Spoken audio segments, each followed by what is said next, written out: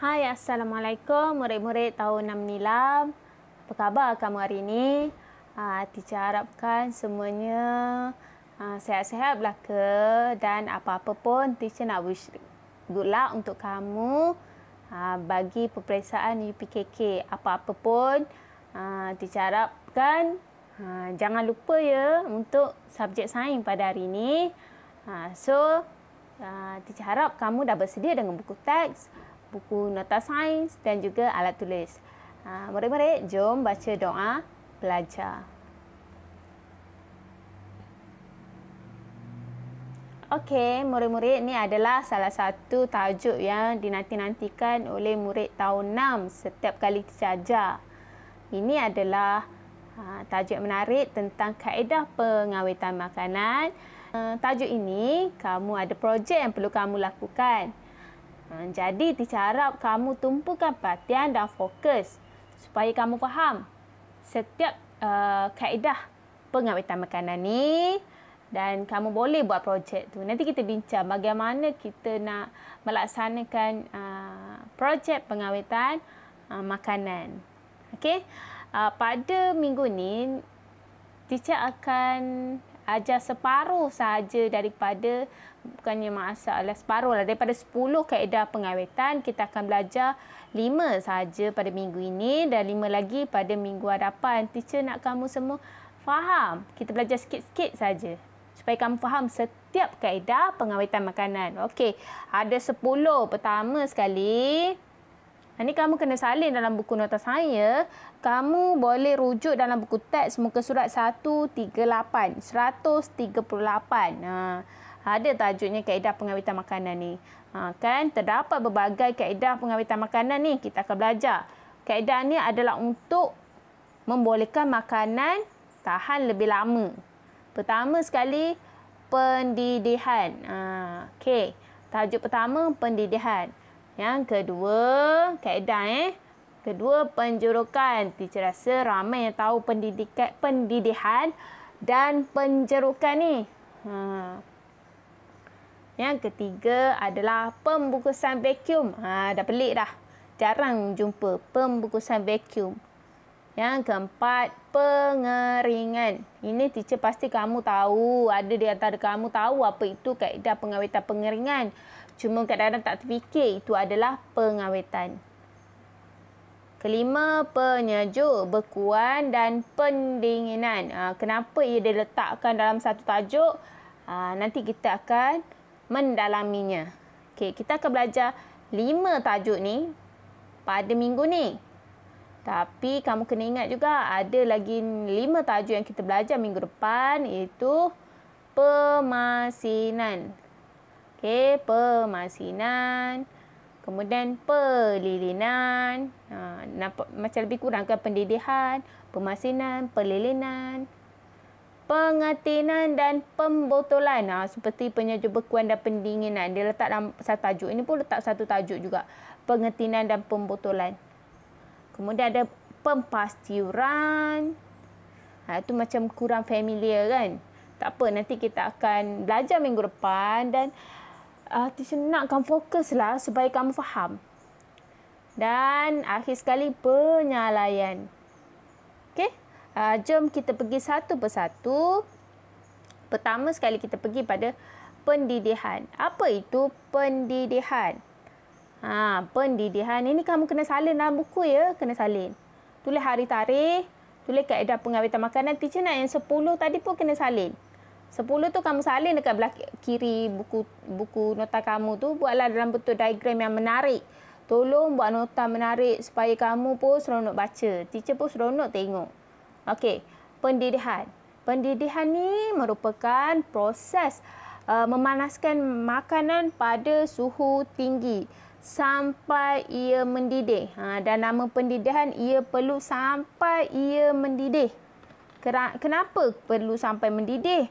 Kerana suhu yang tinggi ni, yang mendidih, boleh membunuh kebanyakan mikroorganisma. Suhu tinggi boleh membunuh kebanyakan mikroorganisma. Ingat ya, kenapa kita nak membunuh atau melambatkan tindakan mikroorganisma? Berbalik pada kaedah pengawetan makanan adalah untuk membuatkan makanan tahan lebih lama. Okey. Contoh-contoh ya. Contoh makanan yang diawet secara pendidihan ialah daging, maksud kita masak. Gulai ke, rendang ke. Ayam pun boleh, ayam yes, pendidihan. Telur dan makanan laut. Kalau kamu perhatikan apa yang teacher sebut ni, daging tu maksudnya semua jenis daging lah. Tak kisahlah daging ayam ke, daging kambing ke, daging lembu ke, daging kerbau ke.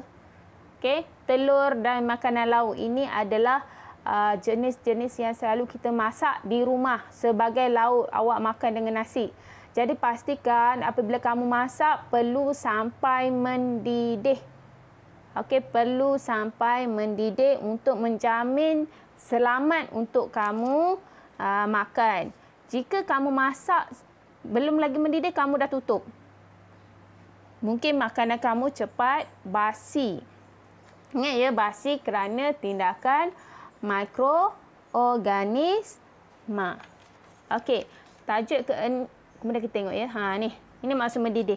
Mesti ada buk-buk apa yang cakap yang berbuih-buih tu. Bukan berbuih lah. Cakap mendidih ni, kamu panggil apa ya? Airnya perlu macam tu. Di bubble macam tu. Itu maksudnya mendidih. Kalau kamu masak air, keluar asap je tapi tak ada bubble tu, itu belum mendidih. Ni penting ya, kalau yang suka masak, ni kena tahu. Maksud mendidih tu maksudnya keluar bubble tu. Macam teacher tunjuk. Tak adalah keluar sampai keluar daripada periuk. Itu dia nak tunjuk. Kamu janganlah sampai keluar pada periuk. Marah mak kamu. Tinggal separuh je gulainya nanti. Okey. Tajuk kedua adalah, apa tadi? Teacher kata tadi? Tajuk kedua, penjerukan. Betul tak? Penjerukan. Apa maksud? Teacher ramai tahu dan ramai suka makan jeruk. Kenapa jeruk itu merupakan kaedah pengawetan? Kita kena pergilah. Okey.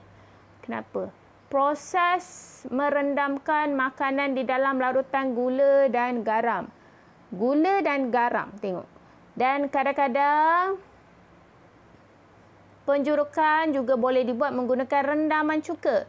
Cuka dapat mengelakkan pertumbuhan mikroorganisma. Kenapa cuka dapat mengelakkan pertumbuhan mikroorganisma? Kamu ingat tak yang minggu lepas ada 5 faktor yang mikroorganisma suka? Keasidan yang sesuai. Okey, keasidan yang sesuai.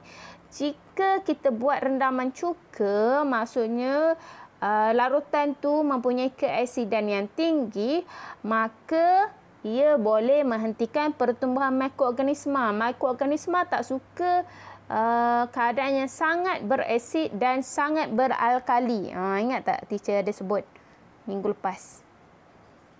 Kan? Larutan gula pekat pula.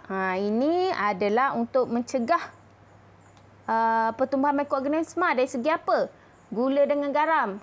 Ia menyingkirkan air daripada buah-buahan tersebut. Kalau kamu perasan, kalau kamu rendam buah-buahan dengan larutan garam, nanti air garam yang kamu rendam tu tiba-tiba jadi banyak. Kerana air daripada buah tu keluar. Ingat ya, air adalah juga faktor kepada pertumbuhan mikroorganisma. Kita nak menyingkirkan air supaya mikroorganisma tak bertumbuh. Okey, itu fungsi larutan gula dan garam. Kalau cuka pula, keasidan. Okey, contoh yang kita boleh jerukkan biasanya buah-buahan dan juga sayur-sayuran. Kan, buah-buahan tu biasalah mangga. Ini adalah kaedah yang murid teacher suka untuk buat projek. Sebelum ni kakak abang kamu suka buat jeruk.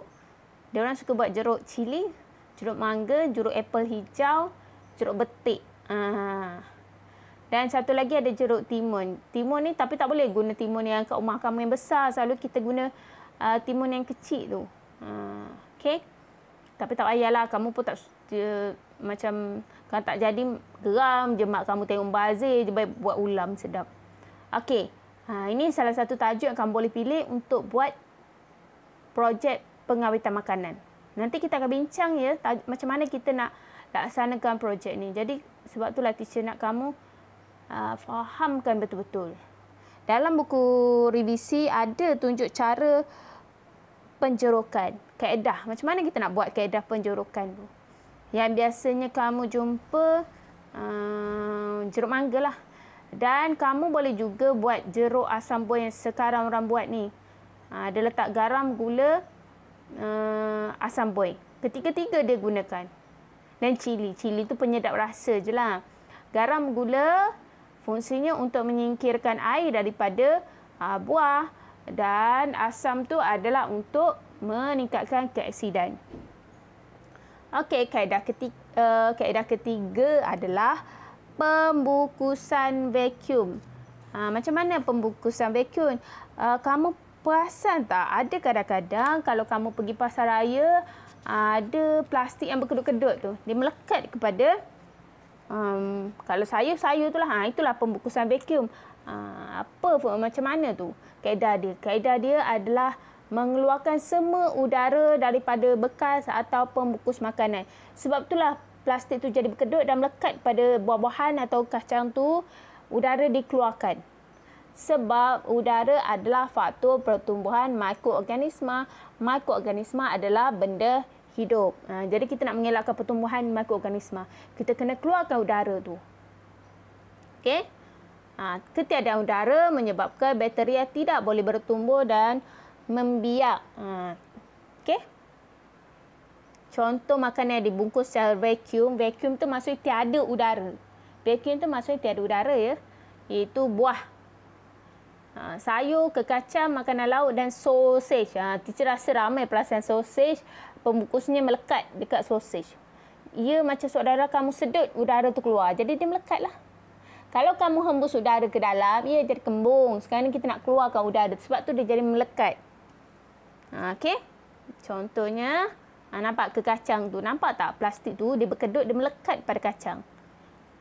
Kekacang tu biasa teacher rasa jumpa ni. Dan jagung. Ni kamu jarang jumpa sebab selalunya kamu jumpa jagung yang fresh, yang dengan kulit. Tak ada orang nak bungkus dengan plastik. Yes. Kalau kamu pergi pasar raya besar, ada. Yang pelik memang ada. Dan yang ketiga, teacher tunjuk gambar sausage tu. Melekat pada sausage. Kalau kamu tengok dalam buku teks, muka surat 138, dia ada tunjuk gambar lobak. Yes, lobak pun juga. Okey. Dan yang berapa ya? Yang keempat ni. Yang keempat, pengeringan. Bila kita sebut pengeringan, teacher harap dalam kepala kamu terus terfikir macam mana pengeringan tu. Pengeringan ni adalah proses mengeluarkan atau menyingkirkan air daripada makanan. Mestilah kalau ada air, tak adalah panggil kering kan. Kering tak ada air. Jadi kita keluarkan atau singkirkan air daripada makanan. Fungsinya air, mikroorganisma suka. Jadi kita tak nak ada mikroorganisma. Jadi kita kena keluarkan air untuk mengelakkan pertumbuhan mikroorganisma supaya makanan lebih tahan lama. Okey. Makanan ini boleh dikeringkan di bawah cahaya matahari seperti proses kita nak jemur ikan kering. Sotong kering. Kan? Apa lagi yang kita jemur ya? Kalau teacher dulu, zaman teacher kecil, bila nak raya, mak teacher buat agar-agar kering. Kami jemur. Potong agar-agar tu kecil-kecil, letak dalam talam, kita jemurkan. Itu pengeringan. Sebab agar-agar kan tak tahan lama kan kalau kita simpan peti ais. Tapi kalau kita keringkan dengan cara tu, maka ia boleh tahan. Nak buat raya. Di dalam ketuhar. Selalunya di dalam ketuhar ni, teacher tengok dalam buku teks ada asam glugo. Asam glugo ni asam keping ya. Teacher pernah tengok. Sebab kampung teacher ni kalau belah-belah Pantai Timur, pengusahaan asam glugo tu memang ada sebagai IKS. Orang panggil industri kecil apa ya. Lupalah teacher untuk kecil-kecilan lah. Selalu orang kampung. Dia ambil buah gelugul tu, dia potong nipis-nipis. Basuhlah, kita basuh bersih. Potong nipis-nipis, kemudian kita jemur. Maka jadilah asam keping yang dekat rumah kamu tu, mak kamu buat masak. Yes. Jemur saja. Yang melalui di dalam ketuhar ni, Biasanya kalau kek ataupun roti yang hampir nak tarik luput, selalunya lah. Ini langkah tanam bazir lah. Kita boleh keringkan dalam ketuhar, nanti dia jadi keras dan kering. Sedap makan cicah dengan air kopi. Okey. Dan juga bihun kering tu lah. Bihun tu memang kering lah kan sebab kita tak dimasak lagi. Itu juga dikeringkan di dalam ketuhar. Bukan ketuhar macam rumah kamu tu. Dia ketuhar industri. Atau menggunakan api. Maksudnya dia keringkan di atas api lah. Alright.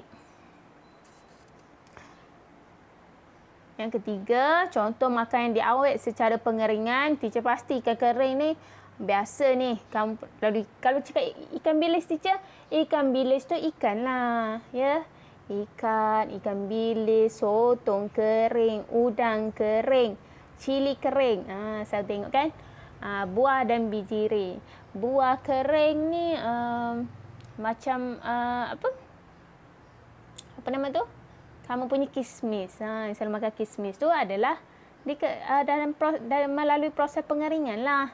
Kita singkirkan air daripada buah tu. Sebab apa? Buah kan selain pada air, dia ada nutrien. Mikroorganisme sangat suka. Okey, ni contoh ikan kering. Sotong kering dan cili kering. Teacher tunjuk gambar yang memang ada kat rumah kamu ni. Senang kamu tahu. Oh, ini proses pengeringan. Ini tak payah. Maksudnya kalau tak simpan dalam peti ais pun insya-Allah boleh tahan. Tapi tak ada tahan sampai bertahun-tahun ya. Tapi teacher rasa tak ada sampai bertahun ni, sekejap je habis. Sedap kan? Alright, ini adalah proses pengeringan. Dan seterusnya, ini tajuk terakhir. Sikit je hari ni. Tapi penyaja bekuan dan pendinginan. Proses beza ya penyaja bekuan dengan pendinginan. Penyaja bekuan dia beku. Pendinginan dia dingin. Proses penyaja bekuan merupakan kaedah menyimpan makanan pada suhu takat beku dan ke bawah. Suhu takat beku tu yang dekat ais tu, 0 darjah Celsius, air bertukar menjadi ais. Ingat tak? Tapi kalau seboleh-bolehnya perlulah bawah pada suhu tu lagi sejuk daripada menjadi ais tu. Daripada 0 darjah Celsius, suhunya jadi negatif. Okey? Itu adalah penyejuk bekuan, beku. Manakala pendinginan merupakan kaedah penyimpanan makanan pada suhu kurang daripada 18 darjah Celsius. Ini adalah dalam peti ais kamu bahagian chiller tu yang kamu letak air. Yang kamu letak buah, letak sayur. Itu bahagian pendinginan, chiller. Okey, itu bahagian chiller. Dingin, dia sejuk. Tapi tak adalah sampai beku. Suhunya bawah pada 18 darjah Celsius. Tapi perlu diingat, antara proses pendinginan dengan penyajuk bekuan, penyajuk bekuan tahan lebih lama dan sesuai untuk penyimpanan yang lebih lama. Okey. Contoh kalau ikan, ikan, ayam, daging, udang, sotong, ini makanan basah lagi sesuai untuk letak di beku, penyajuk bekuan. Okey, kalau letak dekat pendinginan sekejap saja, beberapa hari saja tahan. Okey. Ataupun teacher rasa tak sampai seminggu tak tahan kat bawah, kat pendinginan. Okey. Manakala pendinginan ni kalau buah-buahan dengan sayur-sayuran lagi sesuai.